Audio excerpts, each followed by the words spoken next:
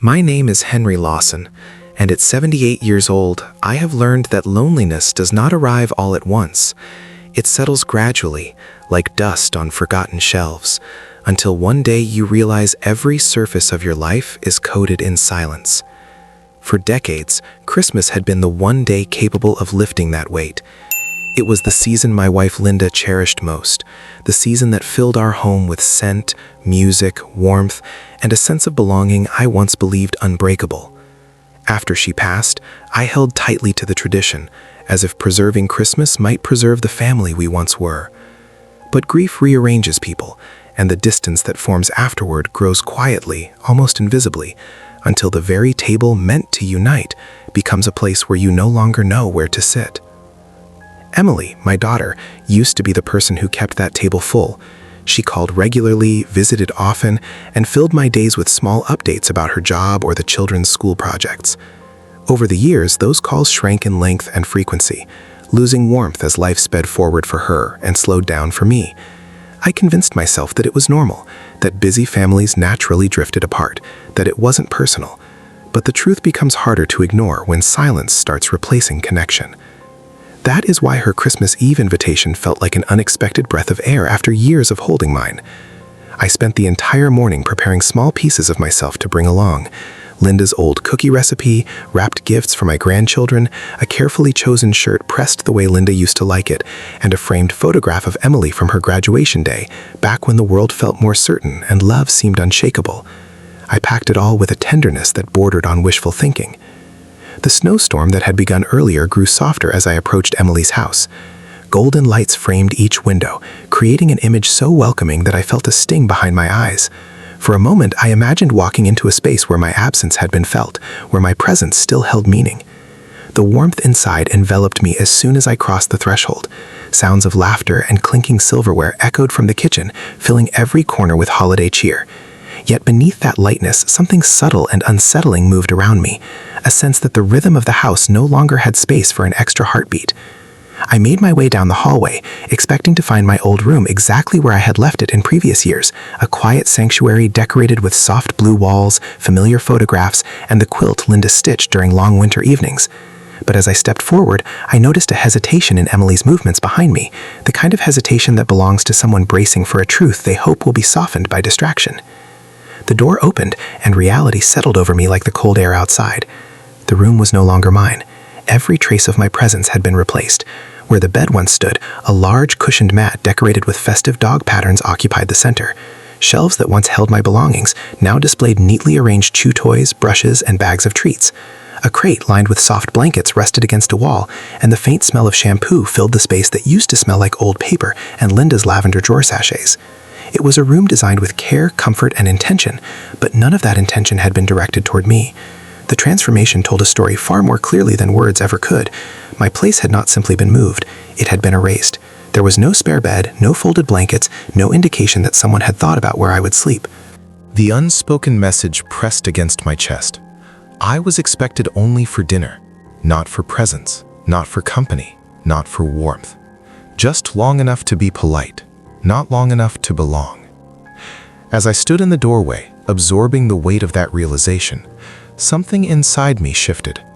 Not in a dramatic or angry way, but quietly, like ice beginning to crack beneath the first heavy snow of winter. I remained in the doorway longer than I realized, absorbing the transformation of the space that once held pieces of my past. It was strange how a single room could carry so many small memories. Folded blankets, the soft creak of an old dresser drawer, the faint scent of Linda's lavender still lingering in the wood. Now all of it had vanished without ceremony, replaced by items meant for a creature welcomed more warmly than I had been in years. The dog's toys, arranged with care, felt like an unintentional metaphor for my place in their lives. Something once needed, now replaced by something easier, quieter, simpler. As I stepped back into the hallway, a sense of dislocation followed me. The house was full, overflowing even, with light, movement, color, and noise, yet I walked through it as someone whose outlines no longer fit the frame. My footsteps felt heavier than usual, not from fatigue, but from a subtle realization settling in. I had not been forgotten, I had simply been moved aside. The living room shimmered with Christmas decorations. A tall tree stood proudly, covered in warm white lights and ornaments chosen with meticulous attention. Stockings hung from the mantel, 4 of them, and I noticed with a quiet sting that one stocking bore the dog's name embroidered in gold thread. The spot where my stocking once hung now held a decorative lantern, flickering softly. The symbolism cut deeper than I expected. I was not missing by accident. Space had been reassigned with intention. The scent of cinnamon and roasted ham drifted through the air, carrying with it memories of holidays past, when Linda would hum softly while preparing dinner. Back then, the house buzzed with warmth that wrapped around us like a familiar blanket. Standing here now, watching glimpses of a family I no longer felt part of, I realized how time can reshape a home into something unrecognizable. It wasn't the decorations themselves that unsettled me. It was how seamlessly the celebration continued without any acknowledgement of where I fit into it. I positioned myself near the dining room entryway, observing as preparations reached their crescendo. The table was immaculate. Glasses arranged in perfect symmetry, plates layered with charger sets, silverware polished to a mirror shine. I counted the chairs again, 6. Enough for Emily, her husband, their 2 children, and 2 additional spaces that appeared to be for convenience, perhaps for placing serving dishes. None for me. Whether intentional or careless, the message was the same. My presence was not part of the plan. As I stood there, it struck me how invisibility doesn't always arrive through blatant exclusion. Sometimes it reveals itself through quiet oversight, the kind that unfolds naturally when someone stops imagining you in the picture. I moved slightly aside as the children rushed past, absorbed in their own world of excitement, unaware of the man standing just a few feet away. They talked about gifts, about who would sit where, about school stories I had never been told. Their lives had grown in directions I could not follow, not because I didn't want to, but because no one had reached back to bring me along. The dog wandered comfortably through the house, receiving affectionate scratches, treats slipped discreetly into his mouth, and gentle nudges of approval from every family member. Watching the ease with which he moved, the affection he received, and the unquestioned place he held, I felt a quiet ache in my chest. Not envy, but a kind of mourning for a role I once believed I still occupied. The more I observed, the more evident it became that I was not part of this rhythm anymore. The holiday moved around me, but not with me. My thoughts drifted to years prior, when I would help Linda set the table, when Emily would cling to my arm as we arranged the tree, when the house echoed with laughter that included me rather than simply existing around me. The contrast between then and now was stark enough to feel physical. I found myself stepping away from the noise, drawn toward the porch as though the cold air outside might offer a clarity I couldn't find in the crowded rooms behind me. The conversation, the music, the laughter, they all seemed to dim as I reached for the quiet, seeking space to process the truth that had been unfolding steadily since my arrival. Standing on the porch, watching snowflakes drift in slow spirals beneath the streetlights, I felt a strange sense of calm wash over me. The cold air was honest. It did not pretend warmth where none existed. It did not offer a place where there was none. And in that honesty, painful as it was, something inside me loosened. I understood with quiet certainty that staying inside the house would only deepen the wound forming inside me. With that realization, I stepped further into the night, the snow crunching softly beneath my shoes, unsure of my next destination, but certain that I no longer belonged where I had hoped to rediscover a sense of home. The cold air pressed gently against my face as I walked further from the house, each step quieting the noise behind me. The laughter from inside grew faint, reduced to a distant hum that no longer carried any emotional weight. The snow continued falling in delicate spirals, settling on my coat and softening the sharp edges of the night. For the first time since arriving, I felt able to breathe. There was a strange relief in acknowledging the truth I had tried so hard to deny. The place I once called home no longer held a place for me. I moved down the street slowly, letting the calm of the neighborhood settle around me. Christmas lights glowed in living room windows, each one reflecting a story I was no longer part of. Families gathered around tables, children played near decorated trees, and silhouettes passed in front of warm fireplaces. The world inside those windows felt distant, like a story that belonged to someone else. I watched them the way one watches a film, aware of its beauty, yet unable to touch it. As I walked, memories rose to the surface like flakes of snow landing softly on familiar ground. I remembered Christmas mornings when Linda would wake earlier than everyone, humming softly as she prepared breakfast. I remembered Emily as a child, running through the house with a knitted red scarf trailing behind her, urging us to open gifts before the sun had even risen. Those memories felt like artifacts from a life that had ended long before I fully understood it was gone. Though I cherished them, they carried a quiet ache, a reminder that time had continued moving, even as my connection to those moments faded. My hands had grown cold, and I realized I had left my gloves inside the suitcase still sitting by the door. The irony stung. Even my belongings felt out of place in that house. The snow thickened as the wind picked up, and I knew I couldn't stay outside much longer. But the thought of returning to a celebration where I was only a polite afterthought felt unbearable. I needed a moment of grounding, a sense of humanity that had been missing all evening. My steps eventually brought me near my old neighbor's house, though I hadn't consciously chosen that direction. It was a modest place, with a small porch light glowing softly and a wreath hanging crookedly on the door. I had known the man who lived there, Mr. Howard, for years, first as a distant acquaintance, then as someone who waved from across the street, later offering quiet support after Linda's passing. We never shared long conversations, but there was an uncomplicated gentleness about him, the kind that lingers even after brief interactions. Light spilled from his kitchen window, revealing a table set for one, decorated with simple touches that felt heartfelt rather than performative. A small plate of cookies sat near the centerpiece, and a single candle flickered, casting a warm glow that contrasted sharply with the cold darkness outside. The scene was humble, yet it radiated something I had not felt all evening: sincerity. I found myself stopping near his fence, drawn not by the expectation of company, but by the comfort of proximity to a place where quiet was not synonymous with emptiness. Snow continued gathering on my coat and shoulders as I stood there, contemplative. It dawned on me that the ache I felt was not just the pain of exclusion, but the grief of realizing that the people I had loved most no longer saw me as part of the fabric of their lives. The realization was heavy, but beneath it was a sliver of clarity. I was not unwanted by the world, only misplaced in the wrong corner of it. As I prepared to turn back, unsure whether to return to the house or continue walking, I felt the weight of my age settle into my bones. All I wanted was a moment of dignity, a place where my presence mattered, even in silence. The lights in Mr. Howard's kitchen flickered softly, illuminating a space that, despite being set for one, seemed more welcoming than a house full of people who no longer had room for me. The snow continued falling steadily, blanketing the street in quietude, and for the first time that night, I sensed that something unexpected was about to shift, not because I sought it, but because the world has a way of offering light in the moments we feel most dimly seen. I lingered near the fence longer than I intended, trying to gather my thoughts as the snow continued to fall in steady, delicate layers around me. The cold seeped through my coat, but it did little to numb the deeper chill settling inside my chest.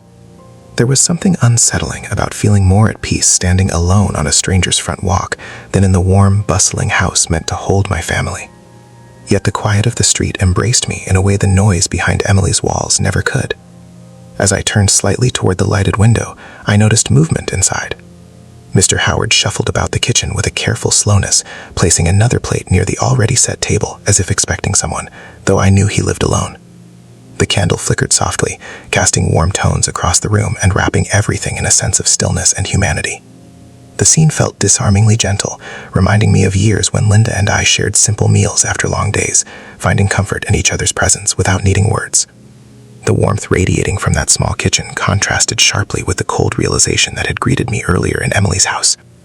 Each detail inside Mr. Howard's home, the modest decorations, the single plate waiting at the center, the simple wreath on the door, carried an authenticity that cut through the hollow festivity I had witnessed just minutes before.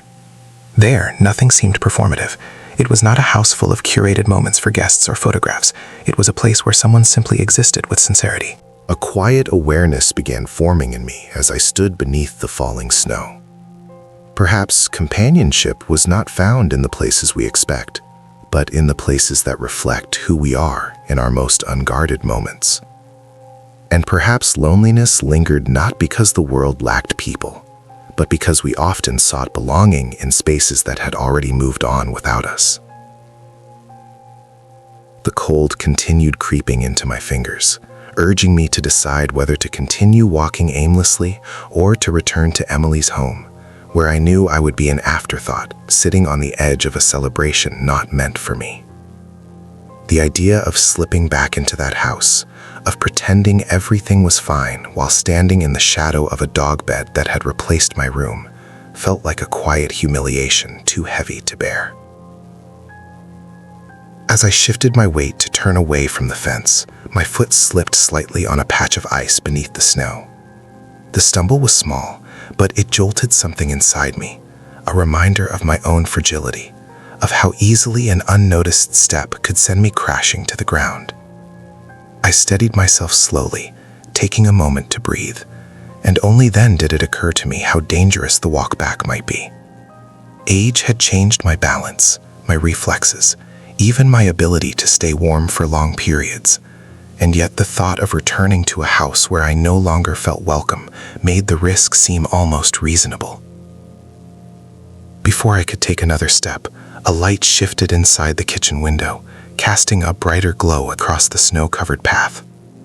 The illumination revealed the peaceful simplicity of Mr. Howard's holiday preparations, the small tree decorated with handmade ornaments, the chair pulled out slightly, as though someone had once sat there recently or might sit there soon. It was a solitary scene, but not a lonely one. It radiated a kind of quiet dignity that I had forgotten existed. My breath formed soft clouds in the air as I stood still, watching snowflakes disappear against the warmth of the house. Something inside me loosened, as if the sight of a man quietly sharing his own solitude made mine feel less like a failure and more like a natural part of the human condition. For the first time that night, I didn't feel ashamed of being alone. I simply felt human. A slow heaviness settled in my legs, urging me to rest, but I remained where I was, uncertain of where I belonged at that moment. The warm light, the gentle movement inside, the sense of home that radiated through the window, it all drew me in with a silent invitation I didn't fully understand yet. There was no expectation there, no obligations, no roles I needed to fill or spaces where I needed to shrink to fit. Just a quiet presence glowing against the cold, offering a kind of solace I hadn't known I needed. The snow deepened, softening the edges of the street, and for a brief moment I stood suspended between the life I had always known and the possibility that something unexpected, something quietly meaningful, might be waiting in a place I had never thought to look. The longer I remained outside, the more the cold began to settle into my bones. My movements slowed, my breath grew shallow, and a dull ache crept through my joints with every shift of weight. The snow continued to fall in graceful, uninterrupted sheets, gathering on my shoulders and hat as if the night intended to erase my presence beneath a quiet white blanket. The dizziness arrived gradually, curling at the edges of my vision, reminding me that wandering aimlessly in winter weather was not something a man my age could do for long without consequence. I took a step toward the street, intending to keep moving to stay warm, but my foot dragged slightly, and the world tilted just enough to make me instinctively reach for balance. A sharp discomfort pulsed through my knee, accompanied by the unsettling realization that my body was growing weaker by the minute. The weight of the evening pressed heavily on me, not just the physical fatigue, but the emotional exhaustion of understanding exactly where I stood in my daughter's life. The combination left me feeling smaller than the man I had once been. I steadied myself against the fence surrounding Mr. Howard's yard, the wood cool beneath my glove, offering a fragile moment of support. I forced myself to inhale deeply, trying to gather strength, but the cold air burned my lungs, making my chest tighten. I looked once more toward the warm, glowing window, drawn to its simplicity and sincerity. The kitchen inside seemed untouched by the kind of emotional neglect I had experienced earlier that night. It radiated something comforting, a reminder of the warmth of companionship, even if shared in silence. My vision blurred briefly, and the snow beneath my feet shifted as if the ground itself had become uncertain. A quiet fear stirred within me, subtle but undeniable. I was alone on a freezing street far from home, without a place to warm myself or gather enough strength to walk back. The thought of returning to Emily's house, a place filled with noise but devoid of welcome, felt like a heavier burden than the cold itself. I found myself suspended between two forms of isolation, the emotional kind waiting behind her doors, and the physical kind tightening around me in the winter night. A wave of faintness washed over me, and my hand slipped slightly from the fence. My legs buckled just enough to send a tremor of alarm through me. Aging was a quiet thief, stealing reflexes and resilience with a gentleness so subtle it often went unnoticed until moments like this. I tried to steady my breathing, but the cold made every inhale sharp, every exhale weaker. For a fleeting moment, a frightening thought crossed my mind. How easily a man could disappear in circumstances like these. How quickly a life could be swallowed by a silence that no one had intended, but that everyone had allowed to happen. Then something shifted inside the house. A shadow moved across the kitchen window, slow, deliberate, attentive. It caught my eye not by its urgency, but by its calm presence. Mr. Howard had stepped into view, carrying a small dish toward the table. His movements had the unhurried precision of someone accustomed to solitude, someone who did not fill empty spaces with noise, but with intention. For a moment, he paused, adjusting an item on the table, as if ensuring everything was arranged exactly as it should be. As he turned, his gaze drifted toward the window, drawn perhaps by the motion of falling snow or the faint outline of a figure standing near his fence. His expression shifted almost imperceptibly, softening with a recognition that surprised me. It wasn't the recognition of acquaintance, but something deeper, an awareness of another human soul caught in a moment of vulnerability.